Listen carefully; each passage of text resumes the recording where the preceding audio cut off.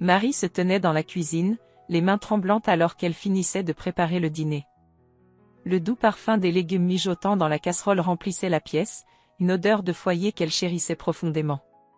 Antoine, son mari, revenait toujours à la même heure, après une longue journée de travail, et ensemble ils partageaient ces moments simples, ces gestes quotidiens qui, à leurs yeux, forgeaient leur bonheur.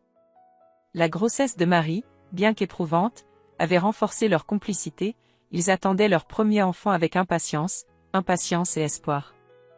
Mais ce soir-là, l'air était lourd, chargé d'une tension que Marie ne comprenait pas encore. Elle ressentait une légère inquiétude, comme un pressentiment. Antoine avait été distant ces derniers jours, plus réservé, moins présent. Elle l'avait attribué à la fatigue, ou à son travail stressant, mais quelque chose, au fond, lui disait que ce n'était pas seulement ça. La porte s'ouvrit brusquement, et Antoine entra. Mais ce soir-là, il n'avait pas ce sourire que Marie connaissait par cœur. Il ferma la porte derrière lui d'un geste sec, sans un mot, et se dirigea vers la table. Marie sentit immédiatement que quelque chose clochait. Il posa son sac sur le sol et la fixa d'un regard étrange, presque glacé. « Marie, commença-t-il, sa voix dénuée de chaleur, j'ai besoin de te parler. » Elle se tourna vers lui, posant la cuillère qu'elle tenait dans ses mains. « Bien sûr, qu'est-ce qui se passe ?» demanda-t-elle, le cœur soudainement battant plus vite. Antoine hésita un instant, puis, d'un geste brusque, il tira une chaise et s'assit. Ses yeux, habituellement pleins de tendresse, étaient devenus durs, distants. « J'ai parlé à ma mère, dit-il, et chaque mot semblait peser des tonnes. Elle pense que tu m'as trompé. » Marie sentit son cœur s'arrêter un instant. Elle se figea, incapable de comprendre. « Quoi ? Mais c'est absurde, s'écria-t-elle, sa voix brisée par la surprise et la douleur. « Comment peux-tu croire ça ?»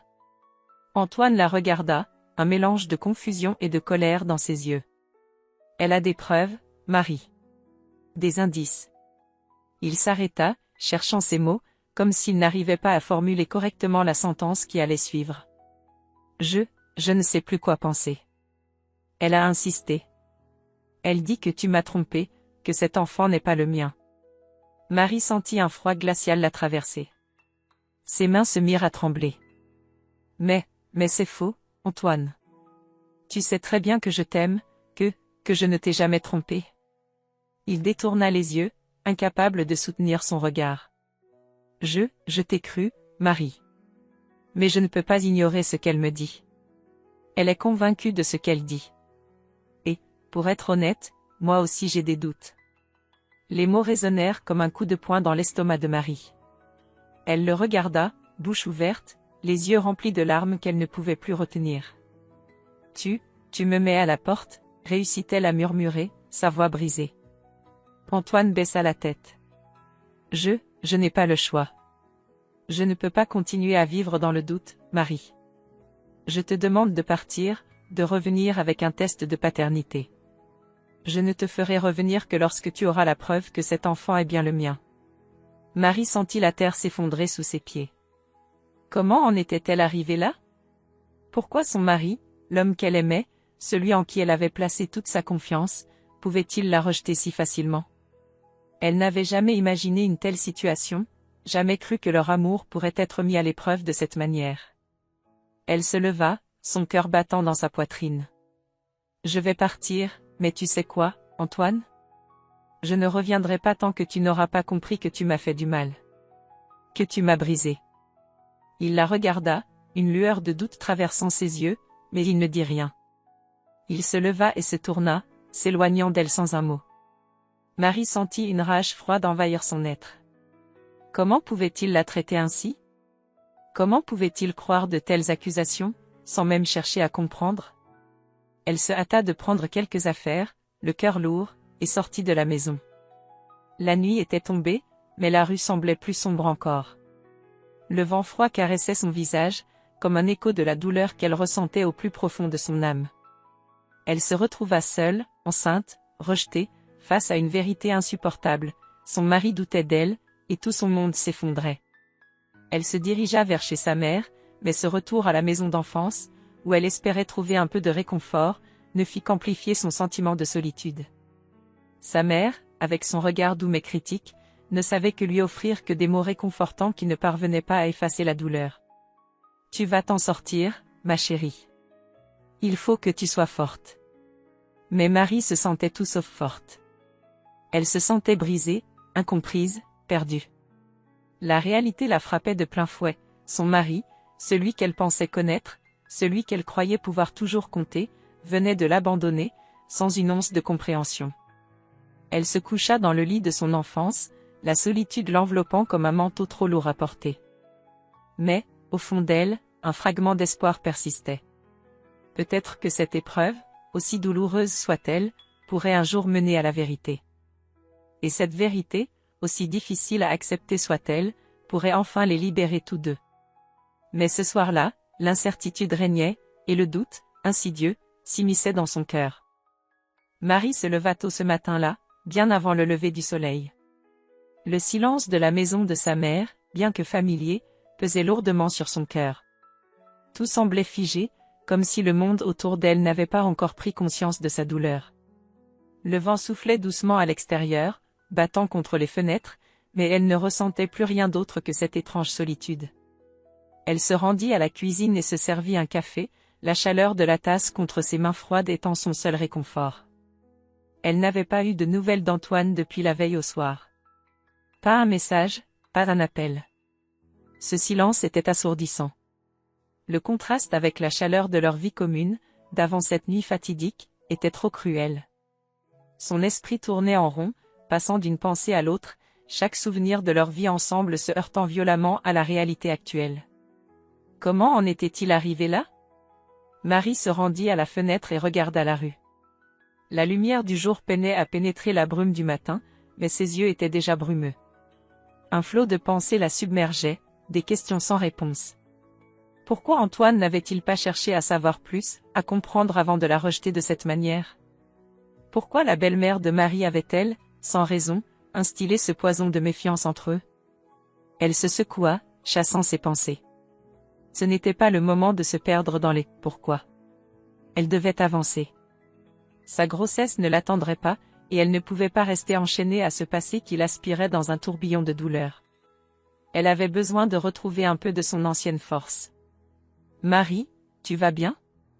La voix douce de sa mère la fit sursauter. Marie se tourna et aperçut sa mère, debout dans l'encadrement de la porte. Ses yeux étaient remplis de sollicitude, mais aussi d'une inquiétude qu'elle ne pouvait plus ignorer. « Ça va », mentit-elle, un sourire forcé sur les lèvres. Mais sa mère, connaissant chaque geste, chaque intonation de sa fille, perçut immédiatement le malaise. « Tu ne peux pas porter tout ça seule, ma chérie, » dit-elle, ses mots pesant lourdement. « Parle-moi, fais-moi confiance. Antoine, il a besoin de comprendre. » Les mots de sa mère la frappèrent de plein fouet. « Tu crois que je ne sais pas ça ?» répondit-elle, un frisson de colère montant en elle. « Je sais qu'il a besoin de comprendre, mais pourquoi a-t-il fallu qu'il me rejette de cette manière? Pourquoi ne m'a-t-il pas demandé de lui expliquer ?» Sa mère s'approcha d'elle, posant une main réconfortante sur son épaule. « Marie, il est dévasté aussi. Il aime, il t'aime encore. Mais il a été manipulé. » Manipulé? Par sa mère? Marie éclata, son regard brûlant de rage et de désespoir.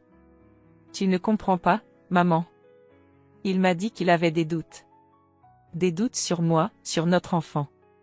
Comment peut-on vivre avec ça? » Sa mère la regarda avec tendresse, une lueur de compréhension dans les yeux. « Il a agi sous l'emprise de la colère et du chagrin, c'est tout. Mais toi, tu ne dois pas le laisser te faire porter cette culpabilité. Le doute qui le ronge, ce n'est pas le tien. C'est celui de sa mère, et il doit l'affronter. » Marie baissa la tête, les larmes remplissant ses yeux. Sa mère avait raison. Antoine n'était plus l'homme qu'elle avait connu, et il fallait qu'il retrouve son chemin, celui qu'il avait perdu en écoutant sa mère, cette femme toxique qui avait toujours cherché à semer la discorde dans leur mariage. « Mais comment lui faire comprendre ça ?» demanda Marie, une profonde lassitude dans sa voix. « Il me demande un test de paternité. Comment vais-je pouvoir lui prouver mon amour ?» Sa mère la serra dans ses bras, la douceur de ce geste apportant une lueur de réconfort dans son cœur brisé. « Il faut du temps, Marie. Tu dois lui montrer que tu es prête à tout pour sauver ce qui reste de votre amour. Mais tu dois aussi te protéger. Ne perds pas de vue ce que tu mérites. Les paroles de sa mère, aussi pleines de sagesse qu'elles étaient, la touchaient profondément.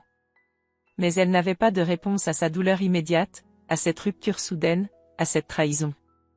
Le chemin vers la réconciliation semblait long, semé d'embûches. Après le déjeuner, Marie décida de se rendre chez un spécialiste pour commencer les démarches du test de paternité. Chaque pas vers cette réalité nouvelle lui semblait lourd et incertain, mais elle n'avait pas d'autre choix. Elle devait prouver à Antoine qu'elle ne l'avait jamais trahi, et que son enfant, qu'ils avaient conçu ensemble, n'était pas le fruit d'une autre relation. Mais au fond d'elle, une question persistait, et si tout cela n'était qu'un malentendu, une erreur? Une erreur trop coûteuse. L'heure du rendez-vous arriva, et Marie se retrouva dans le cabinet d'un médecin, seule avec ses pensées. Le test de paternité, qu'elle avait une fois cru être un simple détail, était maintenant la clé de sa rédemption, celle qui pourrait restaurer une forme de paix dans son mariage. Mais même si ce test prouvait que l'enfant était bien d'Antoine, une autre vérité restait là, dans l'ombre. Comment pourrait-elle un jour lui pardonner d'avoir douté d'elle, d'avoir laissé la manipulation de sa mère s'immiscer dans leur vie? Le médecin lui tendit un formulaire, la regardant avec bienveillance. Cela ne va pas être facile, mais c'est un premier pas. Il faut maintenant que vous soyez prête à accepter ce qui en découlera, qu'importe l'issue. Marie prit une grande inspiration et signa.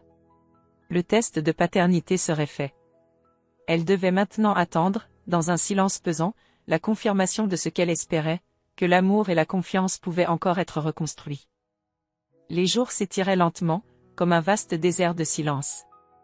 Marie s'était enfermée dans sa propre douleur, évitant les contacts inutiles, cherchant à ne pas croiser les regards des autres qui pouvaient déceler la tourmente qui dévorait son âme.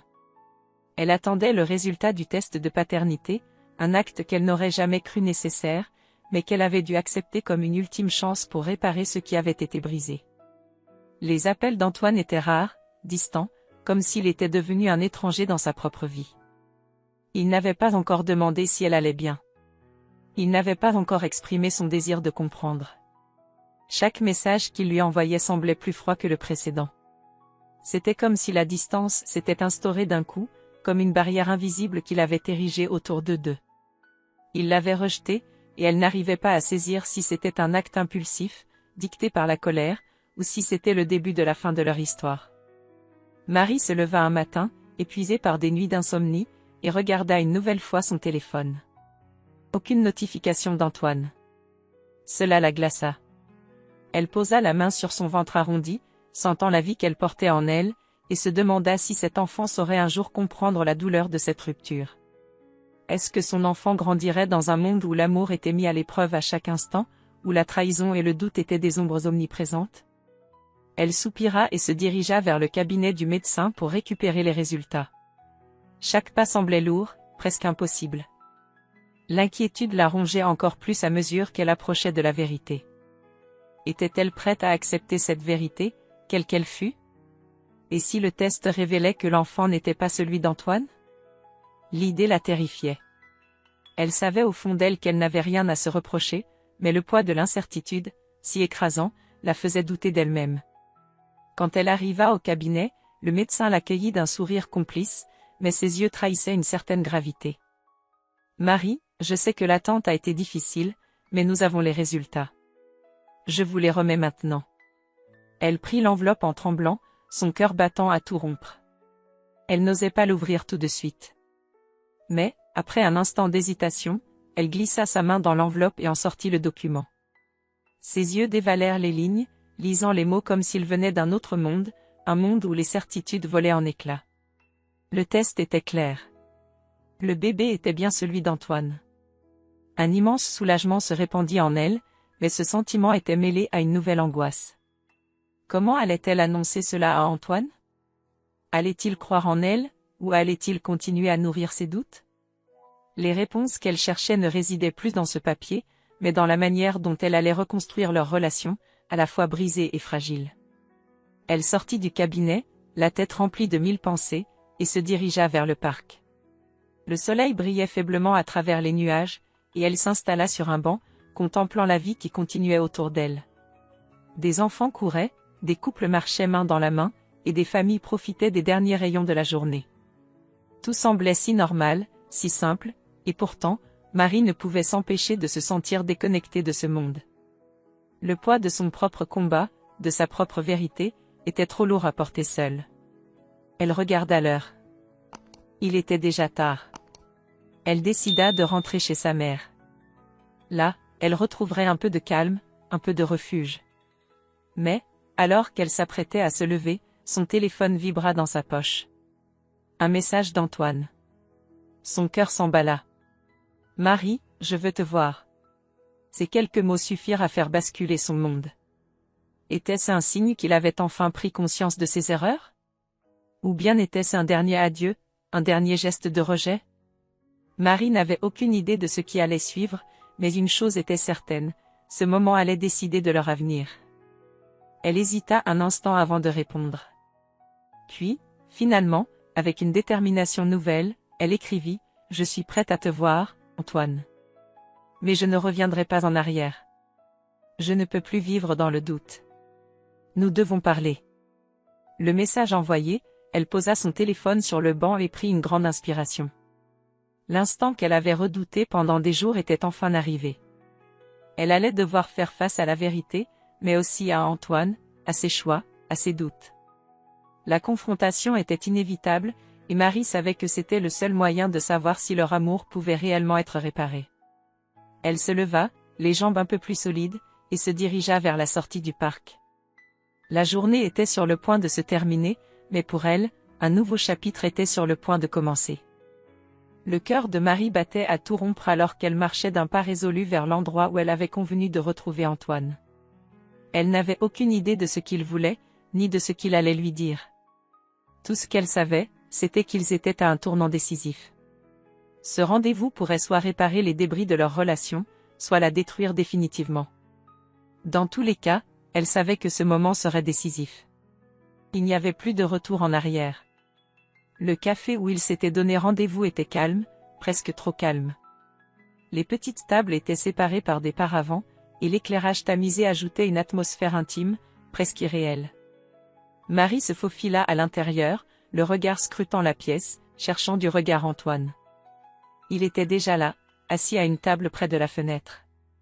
Il avait l'air plus fatigué qu'elle ne l'avait imaginé, comme si lui aussi portait un fardeau invisible. Ses mains étaient posées sur la table, fermes, comme pour se maintenir dans l'instant présent. Quand leurs yeux se croisèrent, une étrange tension s'installa entre eux. Antoine sembla hésiter, puis se leva brusquement, comme pour l'accueillir, mais quelque chose dans ses gestes trahit son malaise. Il ne savait plus comment l'approcher. Il avait beau être celui qui l'avait rejeté, elle sentait qu'il était en quête de réponse, tout comme elle. Une partie de lui semblait désireuse de trouver la réconciliation, mais une autre partie, celle qui doutait encore, le retenait. Marie s'assit sans un mot, posant lentement son sac sur la chaise.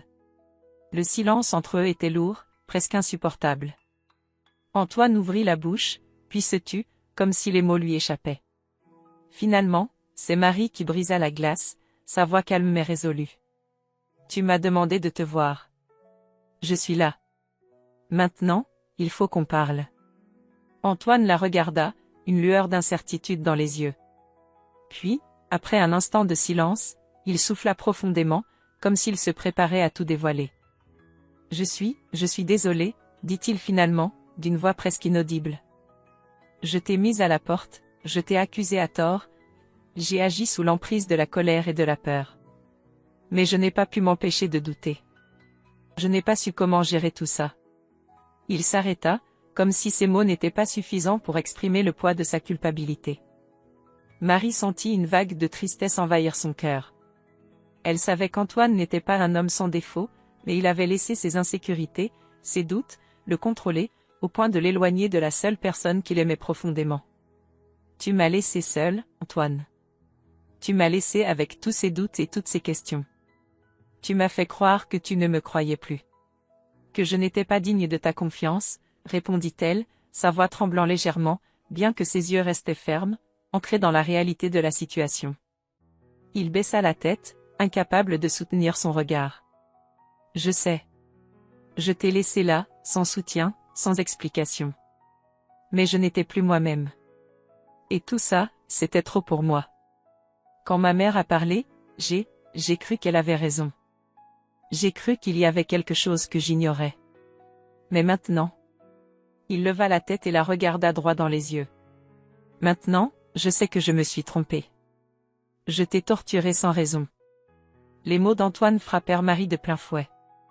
Elle avait rêvé de ce moment, de cette confrontation où il reconnaîtrait ses erreurs, mais entendre ses excuses ne semblait pas suffisant. Il était là, face à elle, mais la douleur de son abandon restait inscrite dans chaque fibre de son être.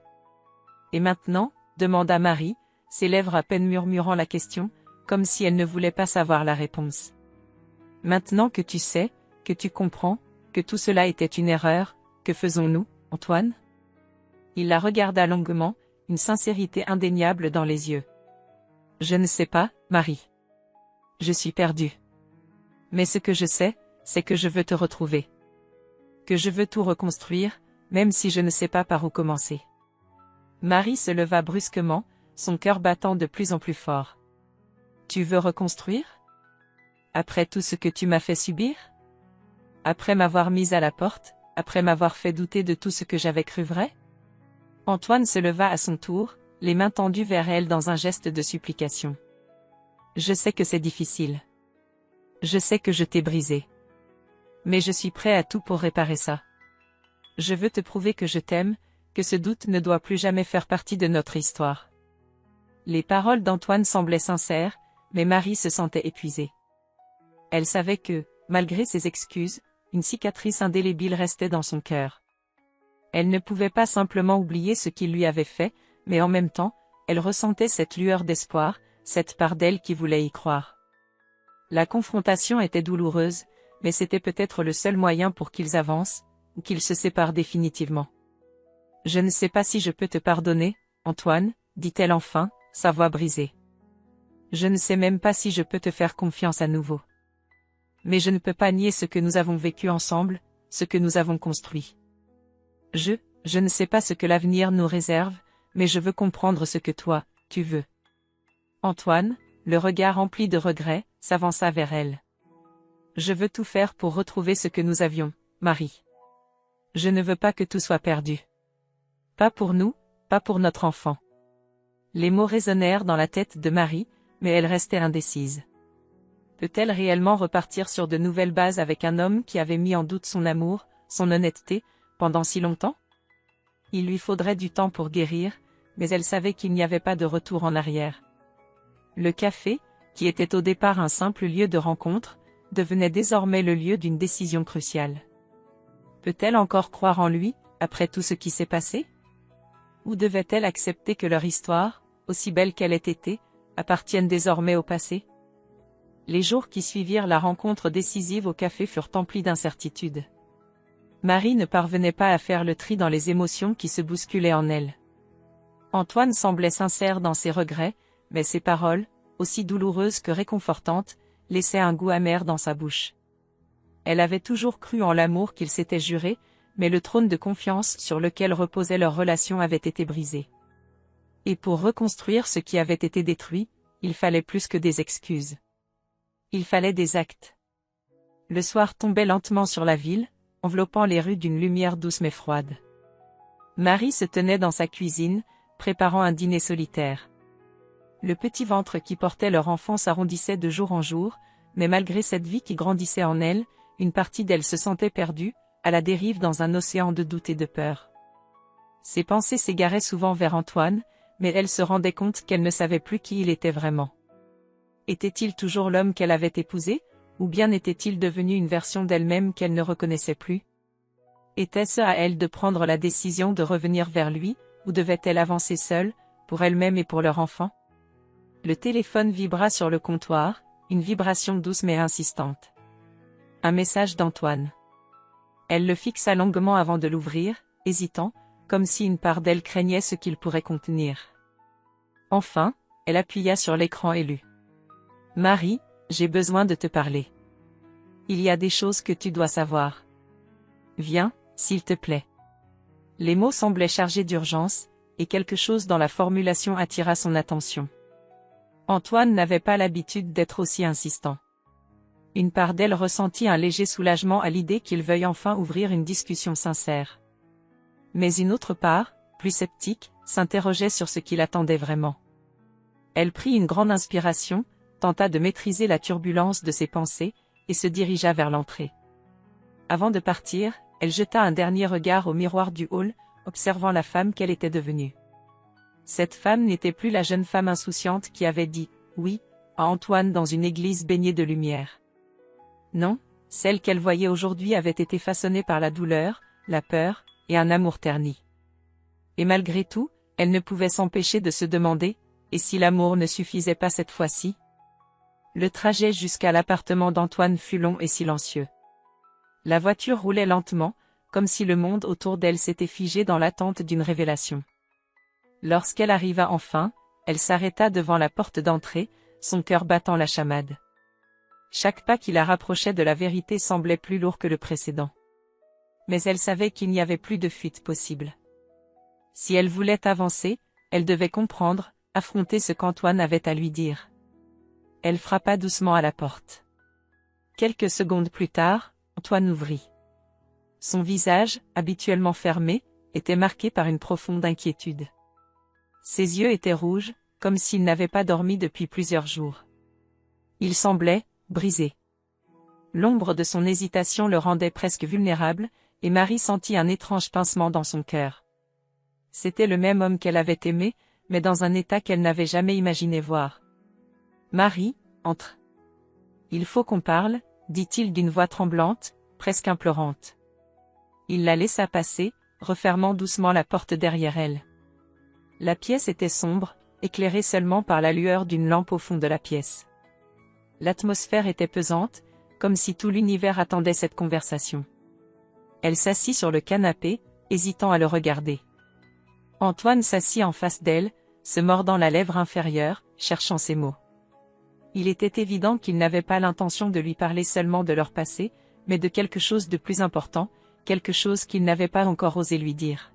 « Je ne sais pas par où commencer, » dit-il finalement, d'un ton grave. « Marie, je n'ai pas été honnête avec toi, pas depuis le début. Il y a des choses que je t'ai cachées, des choses que je n'ai pas pu te dire. Et je ne pouvais plus continuer comme ça. » Les mots tombèrent comme une bombe, secouant Marie jusqu'au plus profond de son âme. Qu'est-ce qu'il voulait dire? Qu'avait-il caché? Des choses que tu m'as cachées, répéta-t-elle, le souffle court. Que veux-tu dire par là? Antoine détourna les yeux, visiblement envahi par la culpabilité. Je t'ai menti. Non seulement sur le test de paternité, mais aussi sur d'autres choses. Des choses que je pensais être mieux de cacher pour protéger notre mariage. Il s'arrêta un instant, comme si ces mots étaient plus difficiles à dire que tout le reste. Marie, je t'ai menti sur ma mère. Elle resta figée. Ta mère, murmura-t-elle, ne comprenant pas bien où il voulait en venir. Oui. Elle ne t'a jamais accepté. Pas vraiment. Elle t'a toujours vu comme une rivale, et elle m'a poussé à croire que tu me trahissais. Tout ça a joué un rôle dans ma décision de te mettre à la porte. Mais je ne l'ai jamais dit ouvertement. Je me suis laissé manipuler par ses paroles, j'ai cru qu'elle avait raison. Et ça m'a aveuglée. Marie sentit son cœur se serrer. La révélation était énorme. Antoine avait été sous l'emprise de sa mère, et c'est elle qui avait alimenté son doute, son insécurité. Et pendant ce temps, Marie avait souffert, avait cru qu'elle avait été la cause de tout. Elle se leva brusquement, bouleversée. « Tu m'as laissé dans l'ignorance de tout ça, Antoine, » cria-t-elle. « Tu m'as poussé à croire que j'étais seule dans cette histoire, que c'était moi qui étais coupable, que c'était moi qui avais brisé notre mariage. Et maintenant, tu me dis que tout ça venait de ta mère ?» Antoine se leva également, s'approchant lentement d'elle, mais Marie recula d'un pas, comme pour se protéger. « Je suis désolée, Marie. Je ne savais pas comment te le dire. J'ai eu peur de perdre tout ce que nous avions, mais je réalise maintenant que j'ai tout détruit. J'ai peur de te perdre pour toujours. » Les larmes brillaient dans ses yeux, mais Marie restait figée. Les mots d'Antoine la bouleversaient, mais il ne suffisait plus à effacer la douleur qu'il lui avait causée. Le chemin vers la guérison serait long, et Marie se rendait compte qu'elle ne pourrait jamais oublier les blessures qu'elle avait reçues. Mais peut-être, juste peut-être, pourrait-elle un jour trouver la paix dans cette vérité. Les jours qui suivirent la confession d'Antoine furent remplis de lourd silence. Marie, plongée dans une tourmente intérieure, cherchait des réponses qu'elle ne trouvait pas. Les paroles de son mari résonnaient dans son esprit, mais elles n'étaient pas suffisantes pour apaiser la douleur qu'il avait causée. Bien que le fardeau de la vérité ait été levé, elle se sentait toujours emprisonnée dans un réseau de doutes et de peur, incapable de voir ce que l'avenir lui réservait. La grossesse avançait à grands pas, et chaque mouvement de l'enfant dans son ventre lui rappelait que, malgré tout ce chaos, il y avait quelque chose de beau, de pur, qui naîtrait dans quelques semaines. Cette vie qui grandissait en elle était la seule certitude, la seule source de lumière qui parvenait à percer l'obscurité de son esprit. Mais même cet amour incommensurable qu'elle ressentait pour son enfant ne suffisait pas à effacer la rancœur qui persistait en elle, envers Antoine, envers sa mère, envers elle-même. Un soir, alors qu'elle se trouvait seule chez elle, plongée dans ses pensées, un bruit à la porte l'attira de sa torpeur. C'était une petite frappe à la porte, trop insistante pour être ignorée. Elle se leva lentement, une vague d'appréhension traversant son cœur. Qui pouvait cela être à cette heure-là? Lorsqu'elle ouvrit, ses yeux croisèrent ceux d'Antoine. Mais ce n'était pas le même homme qu'elle avait vu quelques jours plus tôt. Celui-ci avait quelque chose de nouveau dans son regard, une détermination, une sincérité qu'elle n'avait pas encore vue. Ses mains tremblaient légèrement, et dans sa voix, il y avait une urgence qu'il n'avait jamais montrée auparavant. « Marie, il faut qu'on parle. Je ne peux pas vivre avec ça plus longtemps. » Elle le fixa, sur le point de refermer la porte, mais quelque chose dans sa posture, dans la manière dont il prononça ces mots, la fit hésiter. Peut-être, juste peut-être, qu'il était prêt à tout pour se racheter. Elle n'en savait rien, mais une partie d'elle sentait que ce dernier face-à-face, ce dernier échange, allait être le point de non-retour. Elle l'invita à entrer, et ils s'assirent à la table, face à face. La pièce était plongée dans l'obscurité, à l'exception de la lumière tamisée qui filtrait par les rideaux, jetant une ombre douce sur leur visage. Antoine prit une grande inspiration avant de commencer. « Je sais que tu m'as déjà donné des chances. Mais je ne peux pas vivre dans le doute. Il y a une chose que je ne t'ai pas encore dite, une chose que j'ai cachée, même à moi-même. Et je sais que si je ne la dis pas maintenant, tout sera fini entre nous. » Marie, le cœur battant, attendait, le souffle suspendu. « De quoi tu parles, Antoine ?» Sa voix tremblait légèrement, mais elle ne savait pas si c'était la colère, la peur ou l'espoir qui la faisait frissonner. Il baissa les yeux, hésitant, comme s'il cherchait les mots justes. Puis, d'une voix brisée, il murmura, « Je t'ai menti, Marie. Ce n'était pas juste ma mère. Ce n'était pas juste une question de doute. J'ai toujours eu peur de l'abandon. Depuis mon enfance. Ma mère m'a appris à douter, à ne jamais faire confiance aux autres, à me protéger. Et quand je t'ai vue enceinte, je n'ai pas supporté l'idée de perdre tout ce que j'avais. Je ne savais pas comment gérer ma peur, et ça m'a fait faire des erreurs monstrueuses. J'ai cru que te faire partir serait plus facile que d'affronter mes démons. » Il se leva brusquement, comme si cette confession l'avait vidé de toute énergie. « Mais je me suis trompé, Marie. Ce que j'ai fait n'avait rien à voir avec toi. C'était moi. Ma peur. Et je suis prêt à tout pour réparer ça. Mais je ne peux pas faire ça tout seul. » Les mots d'Antoine tombèrent comme une pluie lourde sur le sol. Marie, les yeux embués de larmes, n'avait plus de voix. Elle se leva à son tour et s'approcha de lui, mais c'était comme si elle se retrouvait face à un étranger. L'homme qu'elle avait aimé semblait si brisé, si vulnérable. Elle ressentait une immense douleur, mais aussi une étrange forme de compassion. Comment pardonner à quelqu'un qui, malgré son amour, l'avait laissée seule et accablée de doutes? « Je t'ai laissé. Je t'ai laissé prendre tout ce que nous avions et le détruire, dit-elle, la voix brisée par la souffrance. Je t'ai aimé, Antoine. Plus que tout. Mais maintenant, je ne sais même plus si je peux encore te faire confiance. » Antoine, le visage déformé par la culpabilité, tendit une main tremblante vers elle, comme pour la retenir. « Je ne demande pas ton pardon, Marie. Je ne veux pas que tu oublies. Mais si tu me donnes une chance, je veux t'aider à reconstruire tout ça. Pour toi. Pour nous. Et surtout, pour notre enfant. Les mots résonnèrent dans l'air, suspendus entre eux comme une promesse fragile. Marie resta là, un instant, sans bouger. Elle ferma les yeux, sentant le poids de chaque instant, de chaque parole échangée. La vérité était là, nue, évidente, mais la décision qu'elle devait prendre était immense. Pour elle, pour leur enfant, pour l'avenir. Elle pensa à l'amour qu'elle avait ressenti, aux souvenirs partagés, mais aussi à la douleur, à la trahison. Finalement, après un long silence, elle parla, sa voix calme, mais pleine de force. Antoine, je ne sais pas si je peux tout reconstruire. Mais je sais qu'il y a quelque chose en moi, un petit éclat, qui veut encore y croire.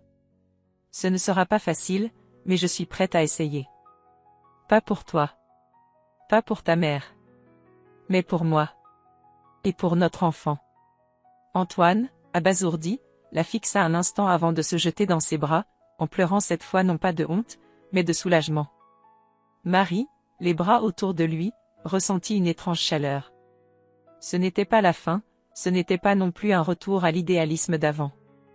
Mais c'était un nouveau départ, un chemin incertain, mais qui, peut-être, valait la peine d'être emprunté. Ensemble.